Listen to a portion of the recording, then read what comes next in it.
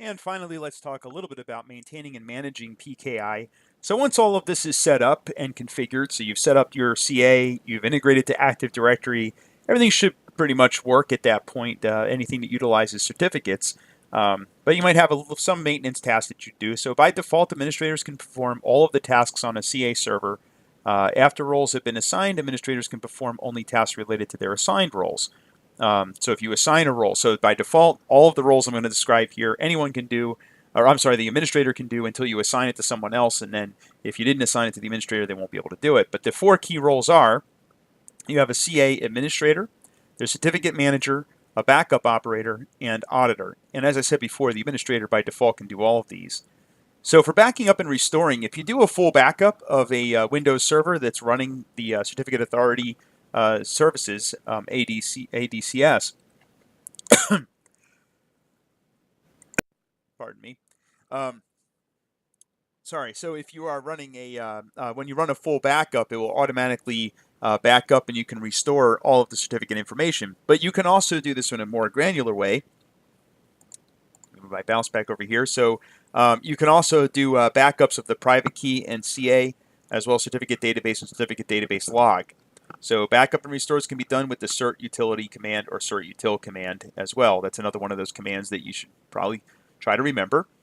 So a key and certificate archival and recovery. So every once in a while, a user's private key could get lost or damaged, and they may lose access to systems or documents when they no longer have their private key.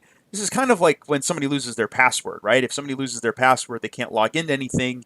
You as the domain administrator should be able to reset their password so that they can then go and access the resources they need. Well, we can do the same thing with our certificates, but the thing is, you can't just reset a private key. Once you start using a private key, you have to maintain that private key in order to continue using it. You can't just reset it, so you have to have some way to get back that private key. The way this is handled with Active Directory, is you can archive the private key.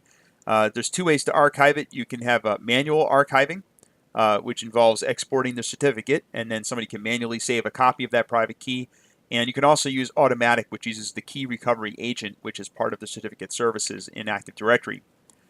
So the certificate export wizard exports the certificate and can export the private key if it's allowed. You're prompted to select the format of the certificate export.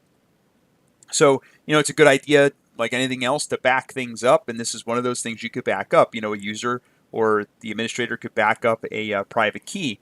It only supports PIE, Personal Information Exchange format, but if possible, you would select include all certificates in the certification path if possible, and that should get both the private and public keys for that user.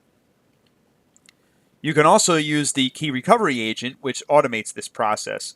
However, when using the key recovery agent, it automates the backing up and archival of the private or the public keys, and the private keys rather, mostly the private key. We don't, public keys are public anyway.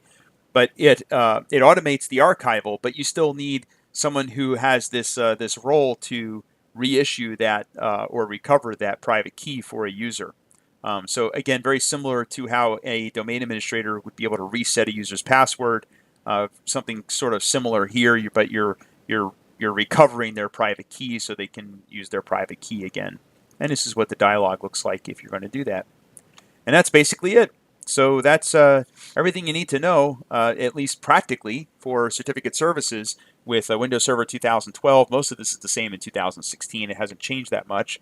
But so we talked about, in this unit, I talked about certificate services, installing the certificate services role, the different role services that may be required and what they do. I also talked a little bit about how PKI works, and in the beginning of the lecture, and then towards the end, I talked about some of the minutia of managing PKI. And in the middle there, I also talked about some of the configuration options for the Certificate Authority server. And that's it. So that covers everything for certificate services.